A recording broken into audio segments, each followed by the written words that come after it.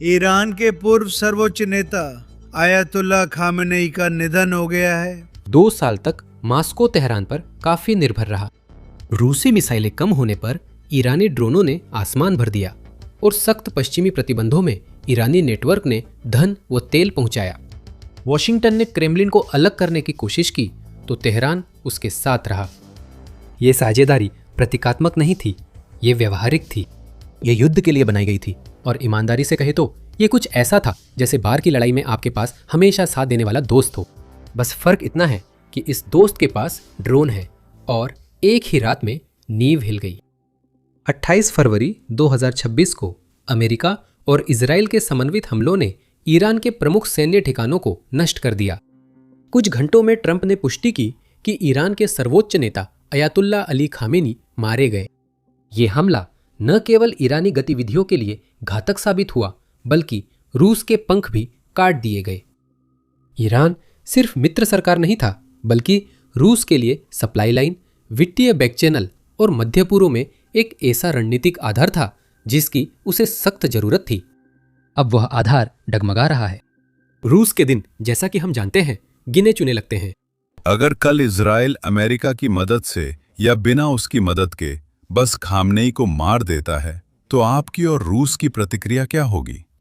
मुझे उम्मीद है कि यही आपके सवाल का सबसे अच्छा जवाब होगा। मैं ऐसी किसी संभावना पर चर्चा भी नहीं करना चाहता। मैं नहीं चाहता। जून 2025 में सेंट पीटर्सबर्ग आर्थिक मंच पर व्लादिमीर पुतिन को मुश्किल में डाला गया था। अगर ईरान के सर्वोच्च नेता अली खमेनी की हत्या इजराइल या अमेरिका करता है तो रूस क्या करेगा?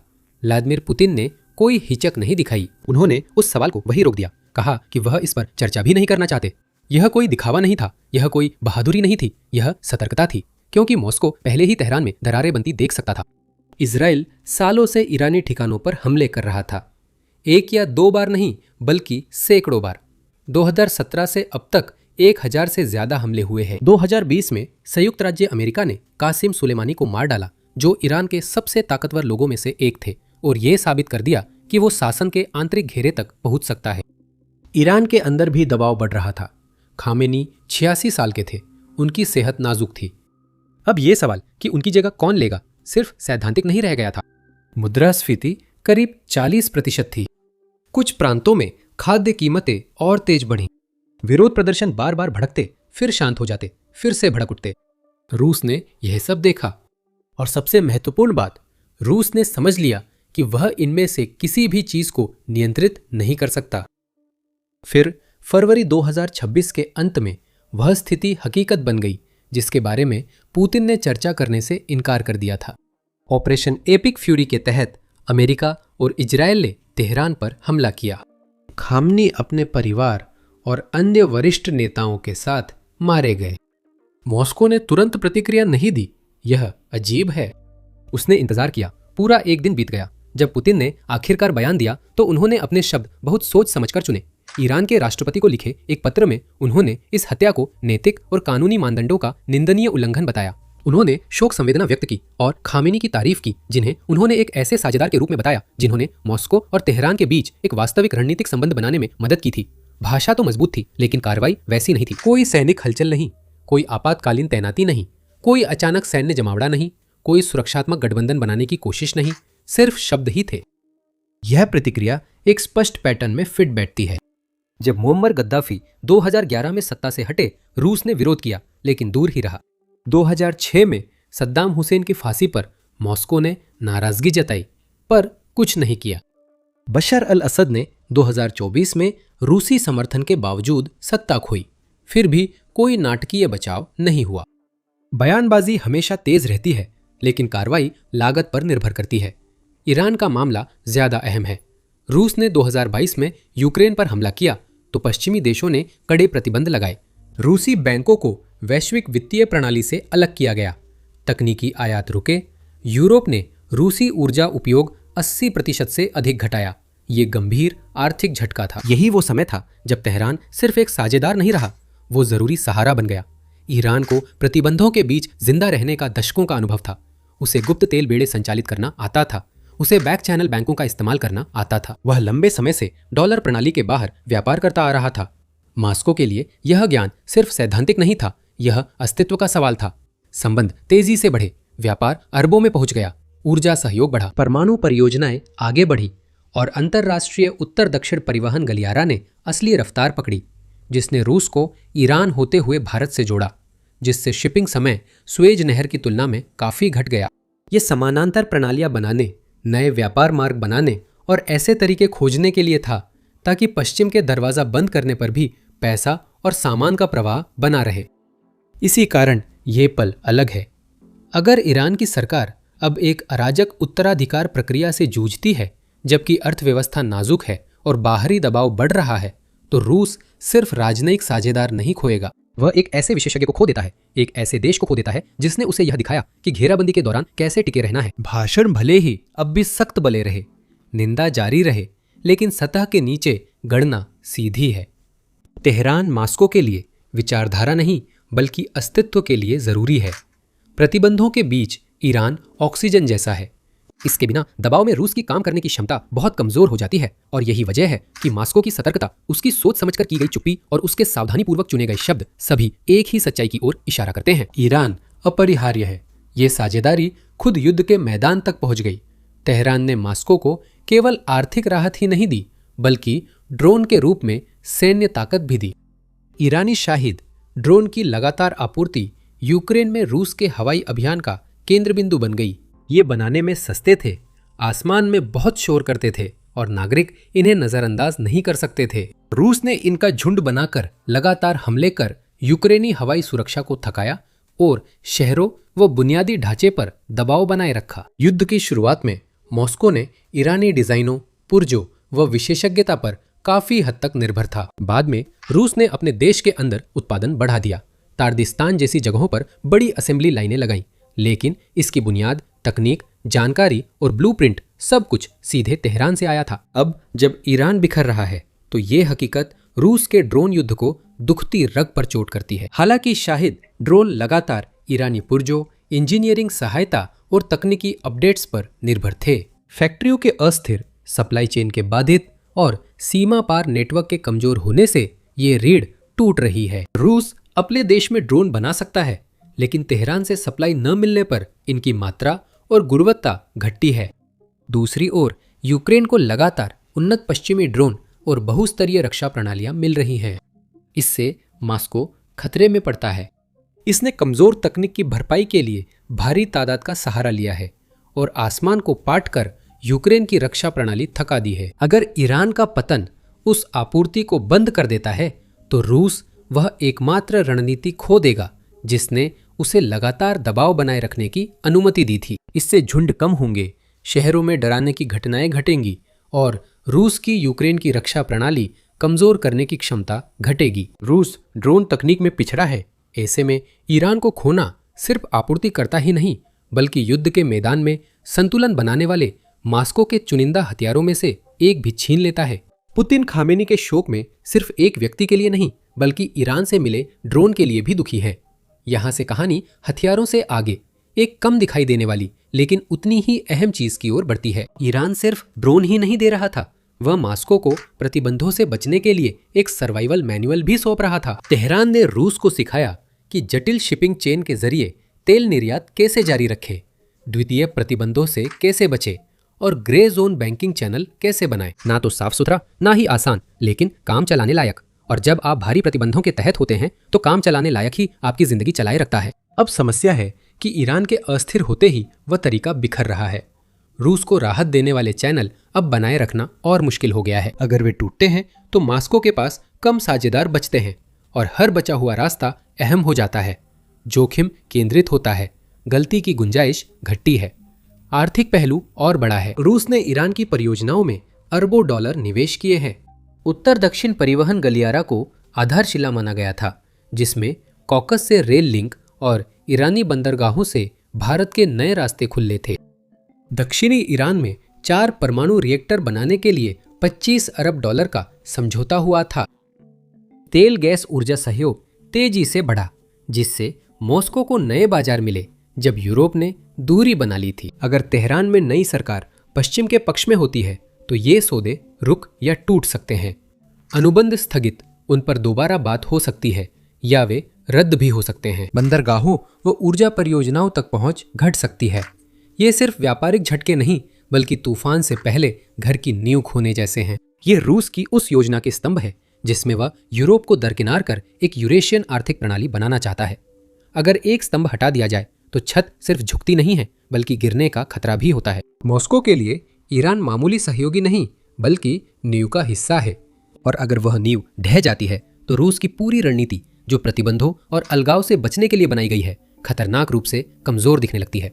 ठीक है, अब चलिए थोड़ा व्यापक नजरिया अपनाते हैं। रूस ने कई सालों तक इस विचार को आगे बढ़ाया है कि एक ऐसी दुनिया हो जहां अमेरिकी दबदबा कम हो जाए और क्षेत्रीय शक्तियां अपने प्रभाव क्षेत्र स्थापित करें। ईरान मध्य पूर्व में मॉस्को का मजबूत सहयोगी था, लेकिन अगर तेहरान टूटता या पश्चिम की ओर झुकता है तो वह सपना सिर्फ कमजोर नहीं पड़ता, वह खराब धुलाई के बाद सस्ते स्वेटर की तरह उधड़ने लगती है।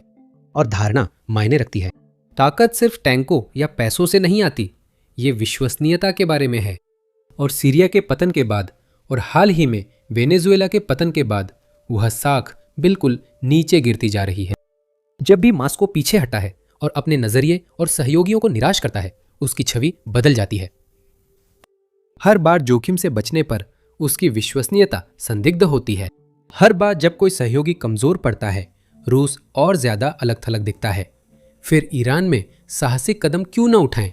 वजह साफ है, सैन्य वास्तविकता। यूक्रेन युद्ध में भारी संसाधन, सैनिक, तोपखाने, मिसाइलें, ड्रोन और फंडिंग खर्च हो रहे हैं। दूसरा मोर्चा खुलने से मुख्य मोर्चा कमजोर होगा और आर्थिक दबाव भी बढ़ेगा। प्रतिबंधों से रूस की अर्थव्यवस्था कमजोर हुई है। विदेशी हस्तक्षेप महंगे हैं और भंडार जल्दी खत्म हो सकते हैं। तनाव बढ़ने का भी खतरा है। ईरान पर अमेरिका या इजराइल से सीधा टकराव ऐसे खतरे लाता है जिनसे मॉस्को शायद बचना चाहेगा। सहयोगी इसे आसानी से समझ सकते हैं। रूस के पास अब भी ताकत और हथियार है। वह अब भी घटनाओं को आकार देता है। अब उसके पास गलती की गुंजाइश पहले से कहीं कम है।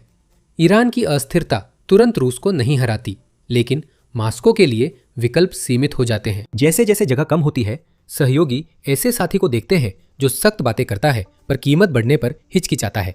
यह धारणा नुकसानदायक है। इससे रूस अविश्वसनीय दिखता है, अपने दोस्तों की रक्षा करने में कम सक्षम लगता है और जैसे जैसे हर सहयोगी दूर होता जाता है, वह और भी ज्यादा अलग थलग पड़ता जाता है। लंबे संघर्षों में अलगाव और संदेह उतने ही खतरनाक होते हैं जितने कि युद्ध क्षेत्र में होने वाले नुकसान।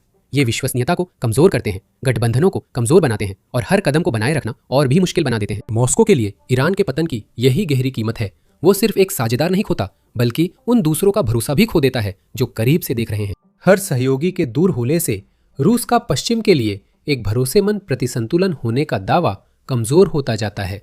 सहयोगी के गिरने से रूस को सिर्फ यही नुकसान नहीं होता, तेल अब भी संघर्ष का केंद्र है और ईरान पर अमेरिका इजराइल के हमलों का असर सीधे रूस के भविष्य पर पड़ता है। हमलों ने एक सीमित क्षेत्रीय संघर्ष को एक वैश्विक ऊर्जा संकट में बदल दिया है। तेल बाजार तुरंत प्रतिक्रिया दे रहे हैं। हमलों के जवाब में ईरान ने खार्तूम जल डमरू मध्य से गुजरने वाले जहाजों को बाधित करने की धमकी दी है, जो दुनिया के लगभग 5वें हिस्से के तेल व्यापार के लिए अहम मार्ग है। इसी कारण ब्रेंट क्रूड की कीमतें प्रति बैरल डॉलर से ऊपर पहुंच गईं, जो 2022 में यूक्रेन पर हमले के बाद सबसे तेज बढ़त है। व्यापारी हालात के और खराब होने का इंतजार नहीं कर रहे, वे दामों में पहले ही जोड़ देते हैं। जैसे रोमांचक फिल्म में लोग ज्यादा पॉपकॉर्न लेते हैं। सिर्फ संभावना से बीमा प्रीमियम बढ़ते हैं और शिपिंग मार्ग असुरक्षित लगते हैं। मॉस्को को अचानक बढ़ी कीमतों से थोड़ी राहत मिली, क्योंकि ऊंची कीमतों पर हर बैरल से ज्यादा कमाई होती है, चाहे प्रतिबंध हो या ना हो। लेकिन लंबी अवधि में स्थिति बदल चुकी है। जनवरी में ईरानी निर्यात पाबंदियों के कारण 1.39 मिलियन बैरल प्रतिदिन तक गिरा और बुनियादी ढांचे को नुकसान होने पर यह और कम हो सकता है। इससे वैश्विक आपूर्ति में तंगी आती है और कीमतें ऊंची रहती है, जिससे रूस को फायदा होता है। फिर भी संकट बदलते रहते हैं। अगर हमले के बाद की सरकार स्थिर हो जाती है और आखिरकार वैश्विक बाजारों से फिर से जुड़ जाती है, तो वे खोए हुए बैरल गायब नहीं होंगे, वे वापस आ जाएंगे। और जब वे वापस आएंगे तो वे मुख्य रूप से एशिया की ओर जाएंगे। यही मॉस्को पर दबाव आता है। 2022 के बाद यूरोप ने आयात 80% से ज्यादा घटाया, जिससे रूस, चीन और भारत पर निर्भर हो गया। जनवरी 2026 में रूस ने चीन को 1.86 मिलियन बैरल प्रतिदिन तेल भेजकर सऊदी अरब को पीछे छोड़ बीजिंग का सबसे बड़ा आपूर्तिकर्ता बना। भारत को तेल की आपूर्ति घटकर 1.12 मिलियन बैरल प्रतिदिन 3 वर्षों में सबसे कम रही। अगर ईरानी कच्चा तेल तेजी से फिर बाजार में आया तो एशियाई रिफाइनरियों की ताकत बढ़ेगी। ज्यादा आपूर्ति से कड़ी बातचीत, ज्यादा छूट और रूस का मुनाफा घटेगा। हम 2 चरणों का झटका देख रहे हैं। पहले कीमतें तेजी से बढ़ती हैं और रूस को इसका फायदा होता है। मध्यम से दीर्घकाल में एक स्थिर ईरान उन्हीं बाजारों को पाट सकता है जिन पर मास्को निर्भर करता है। आज रूस की आमदनी बढ़ रही है, पर यही संघर्ष कल उसकी सौदेबाजी कमजोर कर सकता है। यह लड़ाई जीतने पर भी पूरी जंग हारने जैसा रणनीतिक जोखिम है। तेल रूस की प्रमुख विदेशी मुद्रा का स्रोत है। 2025 में रूस ने लगभग 238 मिलियन मीट्रिक टन तेल निर्यात किया, जो प्रतिबंधों के बावजूद पिछले साल जैसा ही रहा। आर्थिक स्थिरता सिर्फ कीमतों पर नहीं, बल्कि एशिया में सुरक्षित बाजार हिस्सेदारी पर भी निर्भर है। अगर ईरान प्रवाह बदलता है तो रूस को थोड़ी देर प्रति बैरल ज्यादा कमाई मिलेगी, लेकिन ग्राहकों को बनाए रखने के लिए ज्यादा मेहनत करनी होगी। ईरान की घटनाएं सिर्फ मध्य पूर्व ही नहीं, वैश्विक ऊर्जा संतुलन को भी बदल रही है। मॉस्को को जल्द पता चलेगा कि ऊंची कीमतें पूरी कहानी नहीं है। जैसा कि ये हो रहा है, ये भी ध्यान देना जरूरी है कि रूस की वैश्विक सैन्य शक्ति काफी कमजोर हो गई है और अब भेड़िए शिकार के लिए आ रहे हैं। मैं किस बारे में बात कर रहा हूं? रूस मुख्य रूप से ईरान द्वारा सीरिया, इराक और लेबनान में बनाए गए मिलिशिया नेटवर्क पर निर्भर है। ईरान ने इन समूहों को लंबे समय तक फंडिंग, हथियार और समन्वय देकर औपचारिक राज्य संरचनाओं से आगे तक अपना प्रभाव फैलाया। हिजबुल्लाह मुख्य था, पर कई छोटी मिलिशियाओं ने भी पृष्ठभूमि में अहम भूमिका निभाई। रूस के लिए यह नेटवर्क बिना अपनी बड़ी संख्या में सेना तैनात किए अप्रत्यक्ष पहुंच प्रदान करता था। यह कम लागत में दबाव बनाने का तरीका था। अब ईरान अस्थिर है, फंडिंग खत्म हो रही है, नेतृत्व बिखर रहा है, वफादारियां टूट रही हैं, तो मॉस्को उस सिस्टम को आसानी से नहीं बदल सकता या उतनी फंडिंग नहीं कर सकता। मॉस्को के लिए मुश्किलें बढ़ती है जब ईरान का मिलिशिया नेटवर्क बिखरता है और सीरिया में ताकत का संतुलन बदलता है।